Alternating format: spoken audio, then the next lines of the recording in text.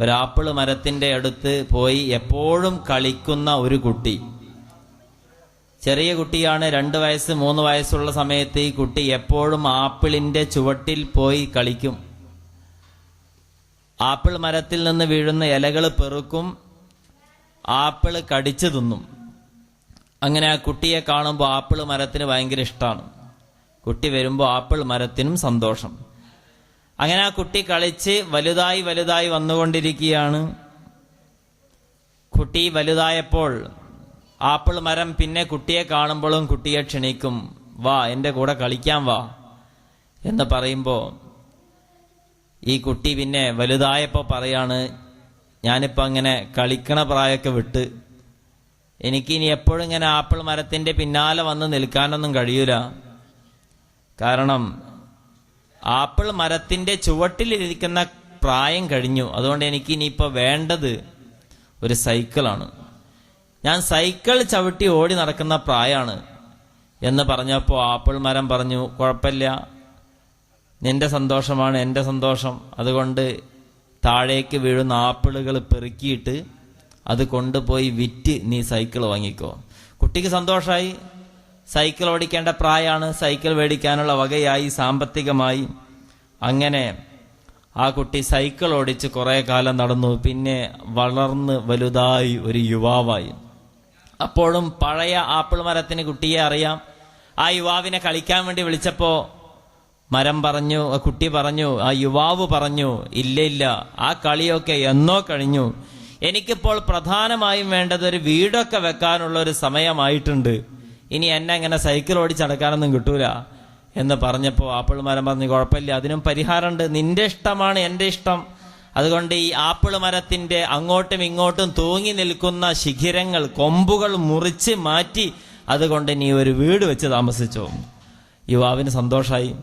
അങ്ങനെ ആപ്പിൾ മരത്തിൻ്റെ ചില്ലകൾ പൊട്ടിച്ച് അത് ഉപയോഗിച്ചുകൊണ്ട് അയാൾ ഒരു വീട് വെച്ചു.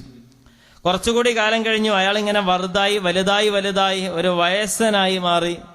അങ്ങനെ അയാൾക്ക് വയസ്സാം കാലത്ത് സമാധാനത്തിന് എന്തെങ്കിലും ഒരു വക വേണം. അതിനു വേണ്ടി നിൽക്കുമ്പോൾ വീണ്ടും ആപ്പിൾ മരത്തെ കാണുകയാണ്. അപ്പോൾ ആപ്പിൾ മരം പറയാണ്, വാ നമ്മുടെ കൂടെ കളിക്കാൻ വാ എന്ന് പറഞ്ഞപ്പോൾ അയാൾ പറഞ്ഞു, ഞാനിപ്പോൾ നല്ല പ്രായമായി, വയസ്സനായി, ഇനി ആ കുട്ടി കളിക്കുന്ന എന്നെ കിട്ടൂല. എനിക്കിപ്പോൾ വേണ്ടത് ആനന്ദത്തിന് വേണ്ടി ഒരു തോണിയാണ്. ഒരു തോണി ഉണ്ടാക്കി വെള്ളത്തിലൂടെ ഇങ്ങനെ സഞ്ചരിക്കണം, അതാണ് ഇപ്പം എൻ്റെ ആഗ്രഹം. അപ്പോൾ ആപ്പിൾ മരം പറഞ്ഞു, കുഴപ്പമില്ല, എൻ്റെ ഈ തടി വെട്ടിക്കോ, ഈ മരം മുറിച്ചോ, എന്നിട്ട് ഇനി അതുകൊണ്ടൊരു തോണി ഉണ്ടാക്ക്, എന്നിട്ട് എനിക്ക് ഇഷ്ടം പോലെ സന്തോഷത്തോടെ ഓടി നടക്ക്, ഏത് പുഴയിലാണെന്ന് വെച്ചാൽ തോണി കൊണ്ട് ഇനി സഞ്ചരിച്ചു. വയസ്സനക്ക് ഭയങ്കര ഇഷ്ടമായി. അയാൾ ആപ്പിൾ മരം മുറിച്ചു, എന്നിട്ട് അതുകൊണ്ടൊരു തോണി ഉണ്ടാക്കി യാത്ര തുടരുകയാണ്.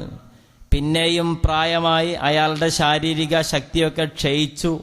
വയസ്സൻ്റെ എല്ലുകൾക്കൊക്കെ ബലഹീനത സംഭവിച്ചു. തോണി തുഴയാനൊന്നും വയ്യ. ആരോഗ്യത്തോടുകൂടെ സന്തോഷത്തോടുകൂടെ തോണി തുഴയാനൊന്നും വയ്യാതായപ്പോൾ അയാൾ വീണ്ടും ആപ്പിൾ മരത്തിൻ്റെ അടുത്തേക്ക് വരികയാണ്.